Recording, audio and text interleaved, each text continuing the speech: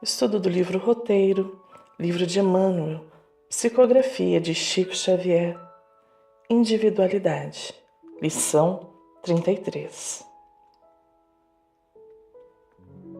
Na lição 15 do livro Roteiro, tivemos a oportunidade de estudar o mesmo tema proposto nesta lição, individualismo. Porém, sabiamente Emmanuel o associou ao tema Evangelho, fornecendo-nos a forma como Cristo atuava com cada indivíduo, mostrando-nos assim um olhar para cada alma, um único caminho para cada ser nesta trajetória evolutiva cheia de oportunidades e dificuldades. Caminhemos agora com estas novas linhas, atentos a este roteiro de vida que Emmanuel nos apresenta.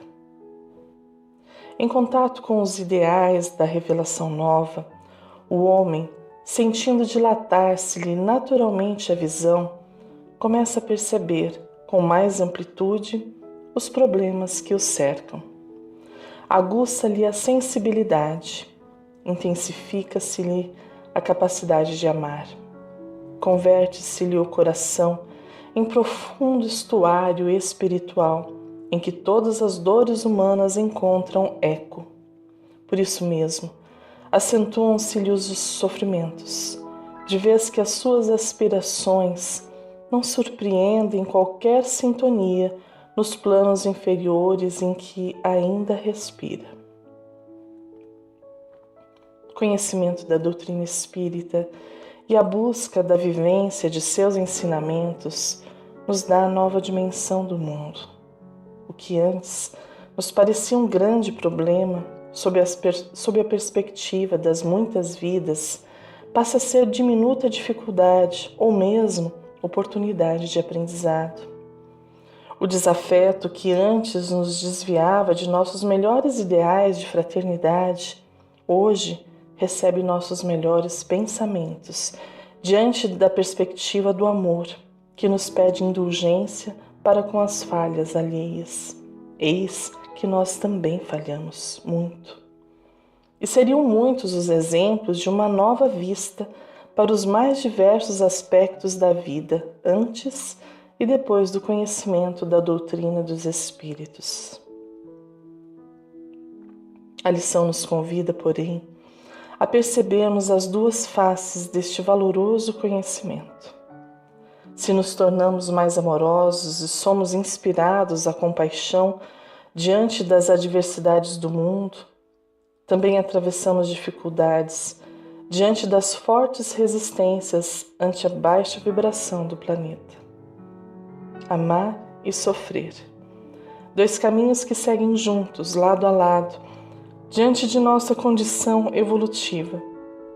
Fato é que todos desejamos viver em amor e fraternidade. Mas quantos de nós já estamos aptos a sofrer um pouco em nome desta nova vida? Que dificuldades do caminho temos a coragem de enfrentar em nome destes novos ensinamentos que o Cristo nos trouxe e o Espiritismo clareia? E mais, sabemos diferenciar as dores que decorrem de nossa imperfeição e as dores que decorrem do testemunho de nossa vida diante do Evangelho? Somos hoje convidados a carregar a nossa cruz. Sobre o tema, esclarece-nos Emmanuel. Carregar nossa cruz a caminho do Cristo será abraçar as responsabilidades que nos cabem no setor de trabalho que Ele próprio nos confiou. E na adesão ao compromisso esposado, urge não esquecer que as nossas dificuldades podem ser modificadas, mas não extintas. Sem obstáculos, cairíamos na inércia, e é forçoso avançar sem esmorecer para evoluir. Livro Mãos Unidas. Recordemos também do Evangelho de Jesus, Mateus capítulo 16, versículo 24, segunda parte.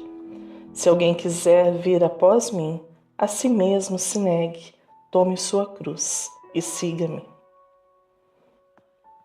Sigamos em frente com a lição. Desejaria o aprendiz acompanhar-se por todos aqueles que ama na caminhada para a vida superior. Entretanto, à medida que se adianta em conhecimentos e se sutiliza em sensações, reconhece quase sempre que os amados se fazem dele mais distantes. Aqui é a companheira que persevera em rumo diferente. Além, é o coração paternal que, por afetividade mal dirigida, dificulta a ascensão para a luz. Ontem, era um filho a golpear-lhe as fibras mais íntimas. Hoje, é um amigo que deserta. Se o discípulo não se rende à perturbação e ao desânimo, gradativamente começa a compreender que está sozinho, em si mesmo, para aprender e ajudar, entendendo o outro sim, que na boa vontade e no sacrifício adquire valores eternos para si próprio. Cada ser trilha um caminho único, e nossos caminhos apenas se cruzam ou andam juntos por algum tempo com o das outras pessoas, familiares ou não. Iremos assim compartilhar vivências com muitas pessoas, em especial com a família, que será sempre a nossa melhor e mais rica escola, onde teremos a oportunidade de aprender e vivenciar o amor, o perdão, a renúncia e tantas outras virtudes que tanto carecemos. Nem sempre seremos compreendidos, nem sempre teremos voz para compartilhar as maravilhas que nosso coração descobrirá. E isto se dá por um motivo justo. O Evangelho de Jesus transcende as palavras que possamos dizer para cobrar de nós uma vivência que exemplifique o que vai em nosso íntimo. Assim, não cabe na vida de um cristão o desânimo ou a perturbação, porque este ou aquele trilha caminho diverso, ainda que lhe pareça equivocado. Temos o direito de fazer escolhas e com o outro não será diferente. Desta forma, o convite da lição é para que busquemos dentro de nós os valores eternos que nos conduzirão, permitindo-nos erros e tropeços, vitórias e alegrias, como a todos que nos cercam. Boa vontade e sacrifício são as palavras que Emmanuel nos deixa para que sigamos sempre em frente. E esta parece ser a fórmula para se viver bem. Com boa vontade, conseguimos ir além do que se espera, porque teremos um olhar otimista diante das mais variadas situações.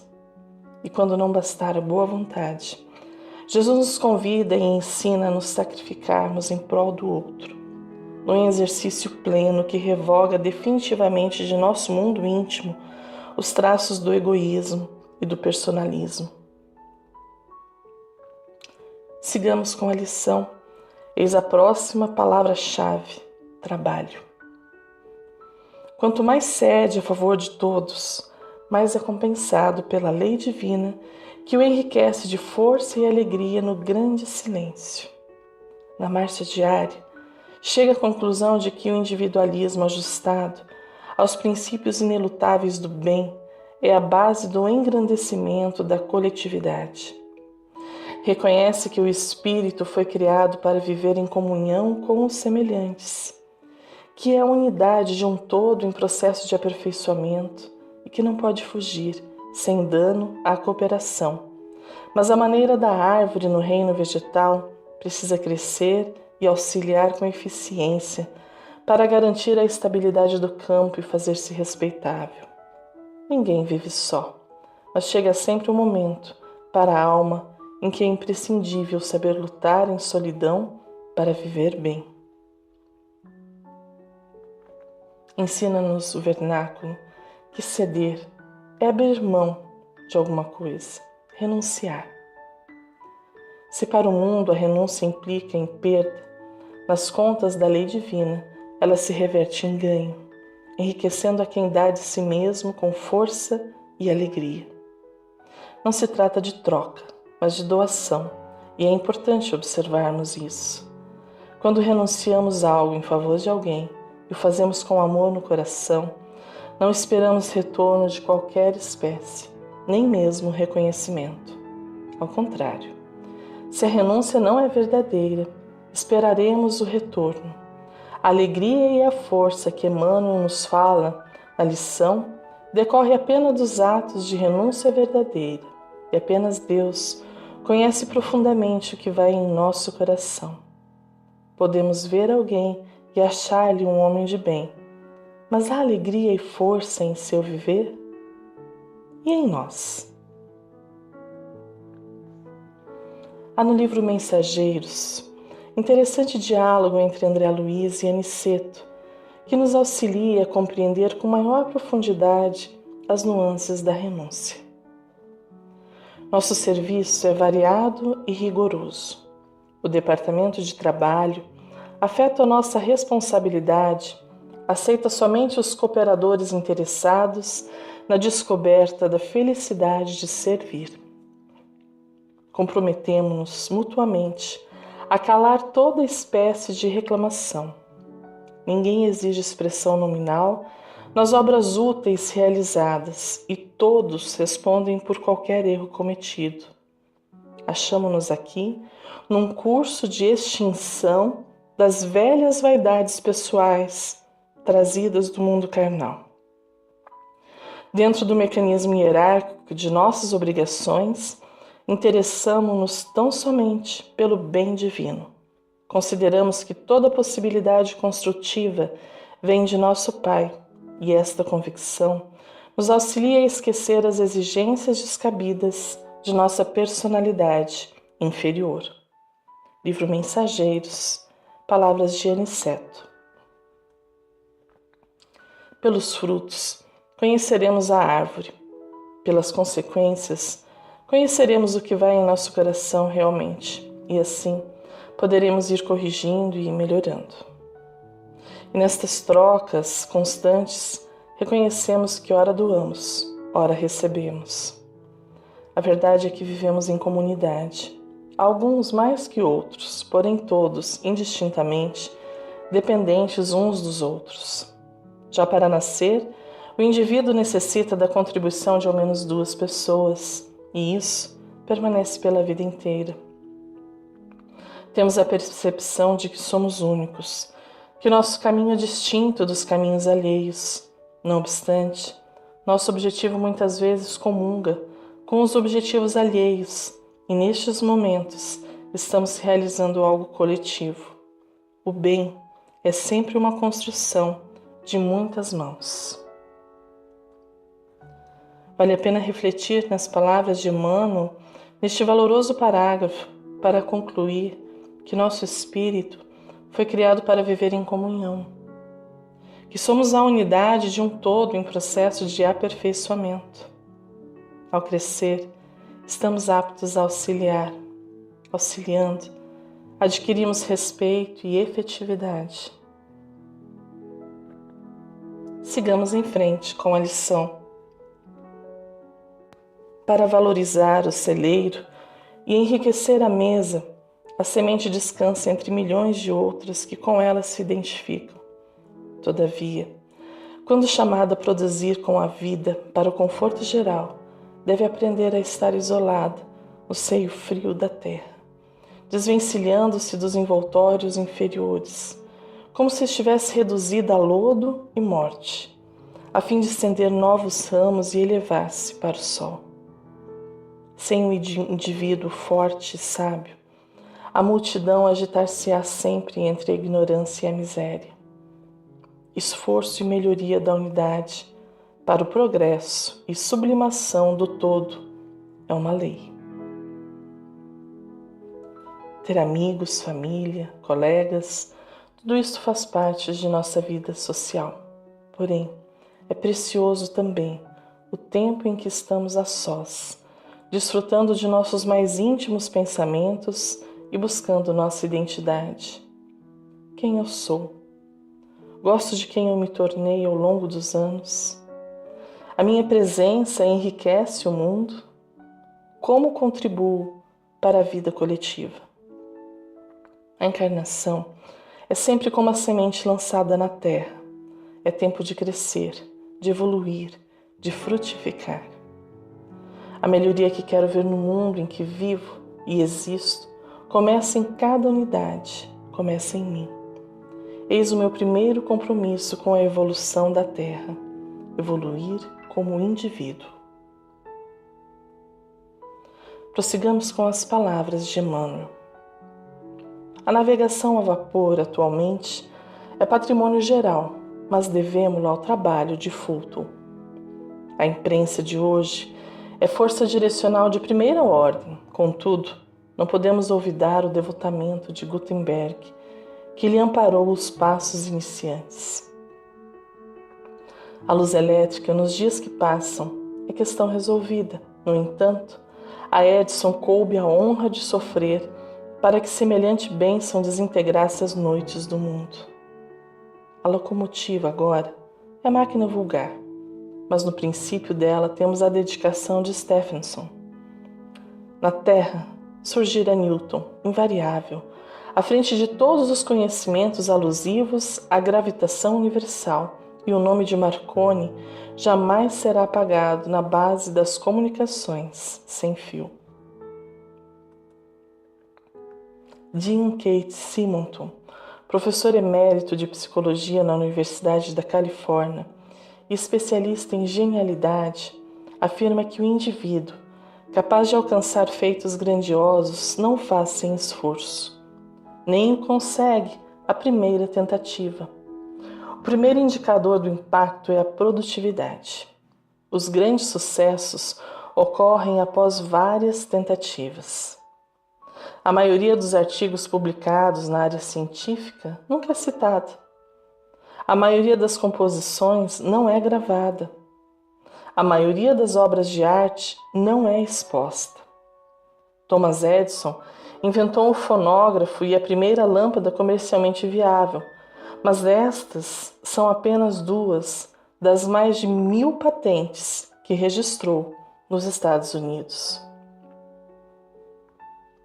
Não nos lembramos destes nomes citados por Emmanuel rotineiramente, mas fomos agraciados por suas invenções e o mundo deve a estes indivíduos por sua coragem e perseverança. Levaram suas ideias, sonhos e criações a patamares que alcançaram a todos nós e permitiram novos caminhos para o mundo. A ciência é escola magnífica e os seus ícones estão também a trabalho de Jesus na construção de um mundo melhor. Encerrando a lição. Cada flor irradia perfume característico. Cada estrela possui brilho próprio. Cada um de nós é portador de determinada missão. O Espiritismo, confirmando o Evangelho, vem amparar os homens e convidar o homem a aprimorar-se, a engrandecer-se, consoante a sabedoria da lei que determina a cada um, segundo as suas obras. Deus nos criou um a um de forma única. Não há nenhum ser igual a mim ou a você, e precisamos ter isso bem claro em nossas mentes e corações. Viver em sociedade, muitas vezes, nos pede a adequação a moldes de comportamento. Porém, precisamos ter equilíbrio, coragem e discernimento para jamais nos afastarmos de nossa essência verdadeira.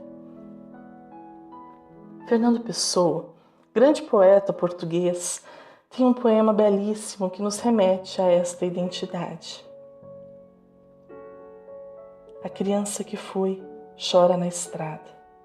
Deixei-a ali quando vim ser quem sou. Mas hoje, vendo que o que sou é nada, quero ir buscar quem fui, onde ficou. Olá, minha criança. Vim buscar quem fui, onde ficou. Que bom te reencontrar, pois sei que um dia deixei-te na estrada para ser quem sou. Voltei agora para te buscar. Perdoe-me por te abandonar. Enquanto choravas, eu dormi o sono das conquistas passageiras. Agora estou desperto, vim te buscar. Não te assustes comigo, eu não te deixei porque desejava. Não soube como fazer, agora retorno a te buscar. Te aceito como és, incondicionalmente. Tu não és má porque tem imperfeições. Tu apenas tem imperfeições. Depois de tanto tempo, descobri que não sou capaz de viver sem teu poder. Quero brincar, pular e ser feliz. Vem, ajuda com tua bondade. Ajuda-me com tua criatividade e espontaneidade. Ah, minha criança de luz, como te amo, como quero te amar. Que vontade de sentir a tua espontaneidade, tua riqueza. Relembremos nossos sonhos e anseios da infância. Certamente saberemos quem realmente somos antes que as convivências e conveniências sociais nos mudassem, adequando-nos a este mundo tão perfeito. Caminhemos descobrindo o nosso perfume, busquemos o nosso próprio brilho. Só assim teremos condições de bem executar a vontade do Pai Celestial a nosso respeito. Só assim realizaremos a nossa missão. Lembremos do Mestre Jesus, que disse deixar vir a mim as crianças, porque delas é o reino do céu. Para finalizar tão ricos ensinamentos, valemo-nos da lição No Mundo Pessoal de Emmanuel, livro Rumo Certo. Quando te observares na verdadeira posição de criatura imortal, nascida de Deus, com estrutura original, de certo te habilitarás a compreender que o Criador te conferiu tarefas individuais que deves aceitar por intransferíveis. Reflete nisso. Ninguém possui o trabalho que te foi concedido executar, conquanto algumas vezes a obra em tuas mãos possa assemelhar-se de algum modo a certas atividades alheias no levantamento do progresso geral. Ninguém dispõe da fonte de teus pensamentos, plasmados por tua maneira especialíssima de ser. Qual sucede com as impressões digitais? A voz que te serve se te erige em propriedade inalienável.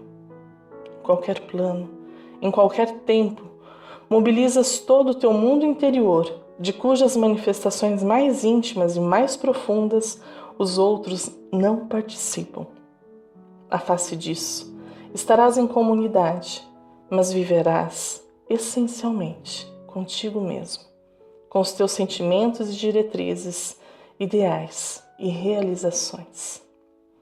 Isso porque o governo da vida te fez concessões que não estendeu a mais ninguém. Observa os compromissos que te assinalam, seja em família ou seja no grupo social. Descobrirás para logo as obrigações que se te reservam no imediatismo das circunstâncias. Se falhas no serviço a fazer, alguém te substitui no momento seguinte, porque a obra do universo não depende exclusivamente de nós. Entretanto, seja como seja, onde te colocares, podes facilmente identificar as tarefas pessoais que a vida te solicita. Quis a divina providência, viesses a nascer no universo por inteligência única, de modo a cumprir deveres inconfundíveis, sob a justa obrigação de te conheceres.